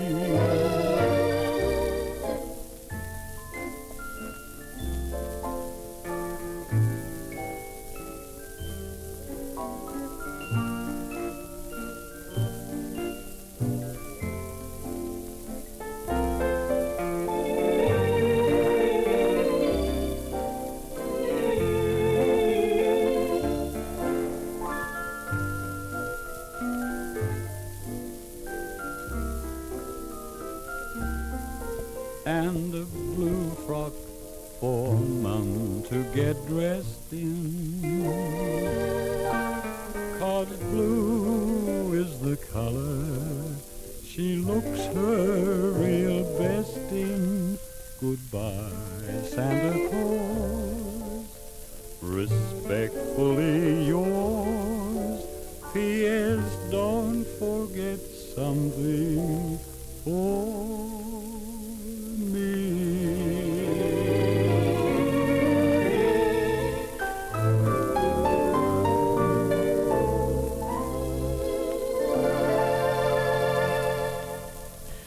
Jack Davy and Dear Santa Claus from about 1954. Yeah, he's got a Wilbur Kentwell on the organ. Yeah, very good. Mm. He's got a very syrupy voice. He only lived a few years beyond this, didn't he? 1959, October 1959. Yeah, he passed away. Okay. And it's for years and years and years. There was always Jack Davy anniversary programs. Was there really? Yeah. So he was so loved. He was so loved. Every year there was an anniversary program tribute. Isn't that interesting? Yeah. Yeah. Up till probably about 1970, I think, is the last one that I've heard. Really, that far ahead? Yeah. Goodness gracious. Yeah. How did Bob Dyer must have felt like he's sort of, because there was a certain competition, wasn't there? Well, it was but it was they were friends mutual, really. But yeah, mutual no, affection. it was a bit of a deliberate. Yeah, it was rivalry. publicity. It's a bit like Bing and Bob Hope. Yeah. So they got on well and respected each other privately. Of course, yeah. yes, I can understand. They actually joined the same network. Bob Dyer came across to Macquarie in 1954. Right. And I've got some trailers somewhere at home for Bob Dyer shows coming to Macquarie, and Yeah. Jack and Bob get together and, Okay. oh, Bob, you're coming across to Macquarie now. We're going to hear Winner Take All and Pick a Box. Yes. and then Jack advertises his show. You know, Oh, it's quite funny. Yeah. Do they ever host together? Not together, no. Right. Okay. You hear them together sometimes doing little guest spots, but Yes. they didn't host a whole No, show. not an official capacity. Interesting. Yeah. All right. It was good to hear that. I'm fascinated by Jack Davy because I think he was very bright and he had a very interesting mind. I think He was a one of. Yeah, He really was. he was someone a bit of a polymath. He just seemed to have that sort of almost that lonely space of being too intelligent for your own All good. the overseas artists that visited Australia appeared on Jack Davies shows. They all loved him. Yeah, Because he could ad-lib. There was no one like him. Yes, he could really fill the gap, couldn't Yeah. he? And he was just very, very comfortable in his shoes. Yeah. He was so versatile too. I mean, he did all those newsreels for years, didn't he? He did. Compared for 10 or 15 years or something. Yeah. The newsreels, Fox newsreels, and That's right, he did that, didn't he? Yeah, so he was born in New Zealand. In New Zealand, that's right. I remember reading that. And he came out here in 1934, I think it was. Right. Did he do much in New Zealand? Is there any evidence of his early days? He Okay. came to Sydney and. Was he into theatre and stuff? Was he ever sort of? I wonder what he did. Not greatly, I don't think. It's interesting. So he just had this He just had incredible the natural. skill. He just was had just the able to voice. adapt into this whole scene very naturally. He was just very motivated. He went and got a job at 2GB and ended up breakfast announcer. He's incredible. Yeah. He's one of the most natural presenters I've ever heard. Yeah, it's interesting. And then he started off all these quizzes, the quiz programs and. But I mean, that is the hardest thing to do well. Yeah. Because you've got to deal with all these people with their, nervous dispositions and their vulnerabilities, and you have to. If you read Lou Wright's book on Jack Davey, it's fascinating. Yep. Reading. There's been a lot written about him over the years. Yeah, he sounds like a really interesting figure. Yeah, okay, we've got a Bing Crosby record next. And Jack Teagarden's orchestra. This will be interesting. I have great admiration for Jack Teagarden as a trombonist and band leader. Now, what is it? The upstairs maid, the order on the upstairs maid. That's correct. Yeah. And with Mary Martin, I think. Mary Martin. Yes. As I say, this is a lucky dip. Okay, it's all good. Brunswick from 1930. 8 or something like that? Something like that, yeah. As your genial host, may I offer a toast to the wine-buying guest on my right.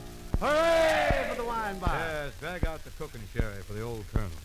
May his bank account grow, heavy laden with dough. May he spend it in here every night. Every night!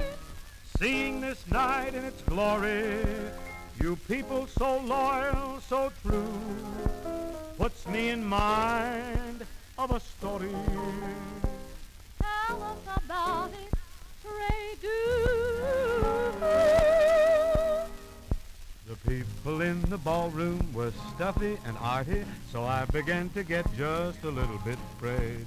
I sneaked into the kitchen, I dug me a party, the waiter and the porter And the second story maid. I peeked into the parlor to see what was a-hatchin', in time to hear the hostess suggest a charade. But who was in the pantry, a-laughing and scratching? Oh, waiter and the porter And the upstairs maid. when they heard the music that the orchestra played. The waiter and the porter grabbed a hold of the maid. Then they all proceeded to go into a clog. Hot diggity dog. If ever I'm invited to some fuddy-duddies, I ain't a-gonna watch any harlequinade. You'll find him in the kitchen applauding his buddies, the waiter and the porter And the upstairs maid.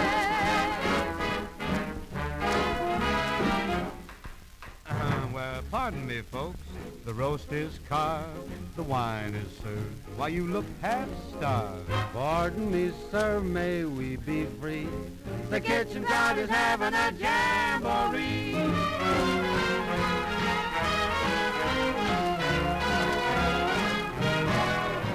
I went and got a dishpan to use as a cymbal. The porter found a regular glass that he played.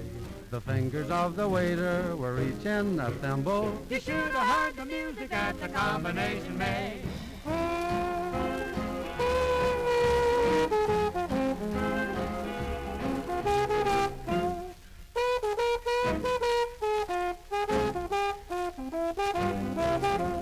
Marching through the kitchen to the pantry and back. Why, man, you should have seen us, we were bawling the jack. Once a half an hour passed without any call. Jack, we had a ball. The waltzes and mazurkas, we hate 'em, we spurn 'em. We got a lot of rhythms we want to hear play. Yes, and we know who to go to when we want to learn them. The waiter and the porter and the upstairs That it really is a lucky dip, isn't it? Yeah, that's a well-loved record. Bing Crosby, Mary Martin with Jack T. Guns Orchestra. It's good. It's And, great. Birth of the Blues is on the other side, which is a classic. It's a great track too. Yeah. And this record needs a little double superglue on the end. Yes, a bit of a crack at the start. Yeah, that's okay, but that adds a sense of dimension. I'm finding out the good and the bad and the difference as I Yeah. play these because I just pulled them off the shelves. I Well, this is the best thing. I think we need to sort of put them aside when I was going through, and I thought, Yeah. oh, have a listen to that. And Well, I like the idea of doing that. Yeah. As you know, this is a very random street. it's pick a box. It is. Pick a box. It's the Or metaphorical. pick a shelf or something like pick that. a shelf or a box or Yeah. a category, and we can just go with the flow. I think it's the way to operate. Now, next. Ella Logan. Ella Logan. Now, On this Regal is. Xenophone, Yeah, yeah. this will be good. This is in late 30s. Ragtime Time Cowboy Joe. This is crazy. I like her early stuff, but we'll see what this one's We'll like. find out. We'll find out. Let's have a listen. Hello, hey, do dee, do da, do da, do da, do dee, dee.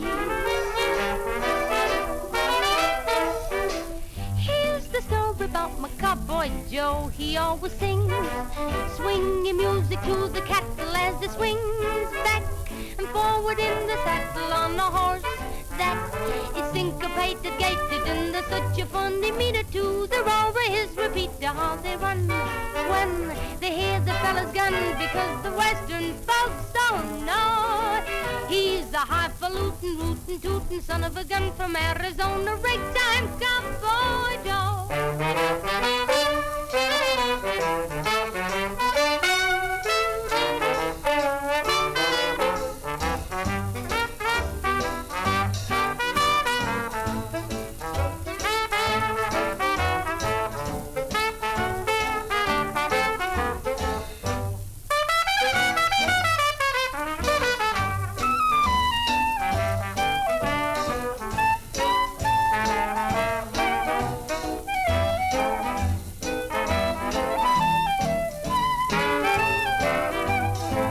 He always sings swinging music to the cattle as he swings back and forward in the saddle on the horse. Pretty good horse. That is syncopated, gated, and there's such a funny meter to the roar, his repeater. How they run, when they hear the fella's gun, because the western folks all know, bet they know. he's a highfalutin, rootin', tootin' son of a gun from Arizona, ragtime cowboy Joe.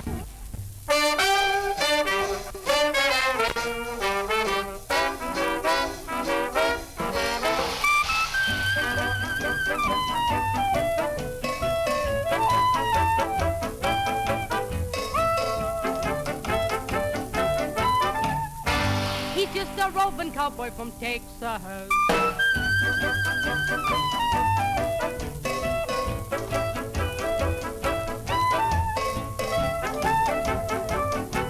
I call them jelly bean 'cause he's so suave. How they run when they hear the fella's gun, because the western folks all know he's a highfalutin, rootin', tootin' son of a gun from Arizona. Who's your cowboy?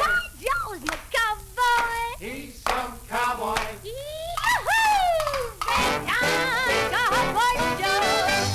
Oh, Well, a she- little bit country and a bit Yes, different, but it is. She's got spunk. She's quite got lots nice. of character. Yeah. I like her voice. I like her early recordings. She made some Yeah. recordings with El Bowley and others. Yes, in back the in early the 30s. But Yeah, yeah. Okay. that's a later one. Yeah. Ragtime Cowboy Joe on I Regal think it's Xenophone. more Cowboy Joe than Yes, Ragtime. I on think this. so. Yeah.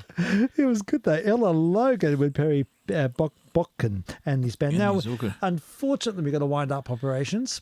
Yeah, we And, realised the time. Yes, the time. So, look, I just urge the listener tonight. It's unlikely I'll be back on 160.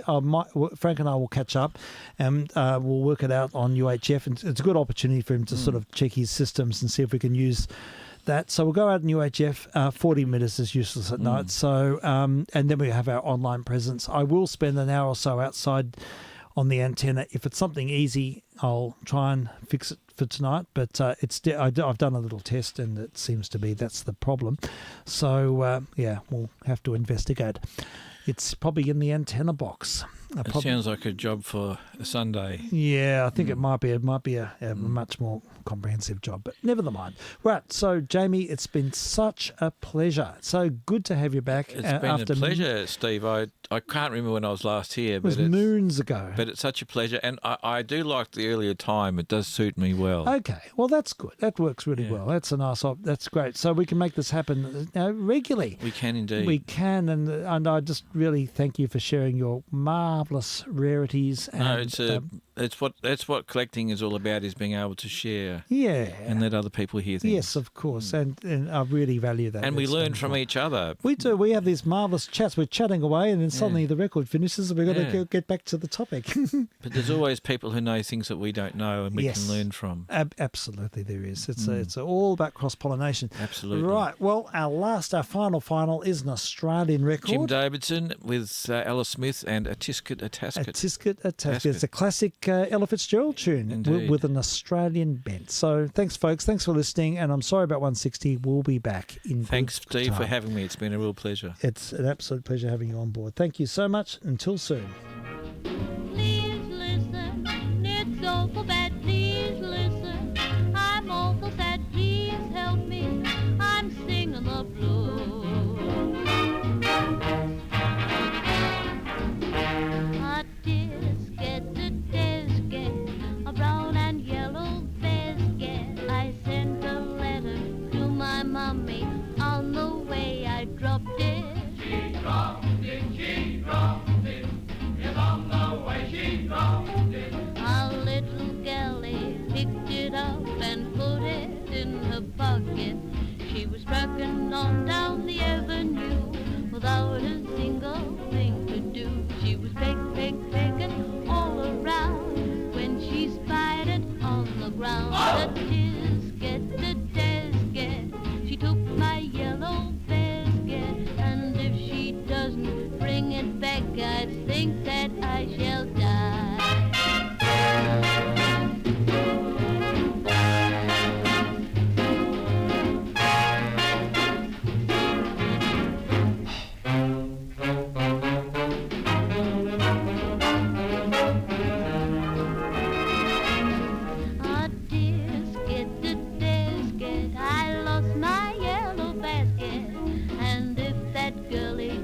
Return it, I don't know what I'll do. Oh dear, I wonder where my basket can be. So-da-wing, so-da-wing, so-da-wing, so-da-wing, so-da-wing.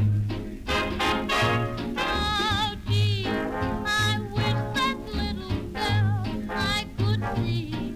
So-da-wing, so-da-wing, so-da-wing, so-da-wing, so-da-wing.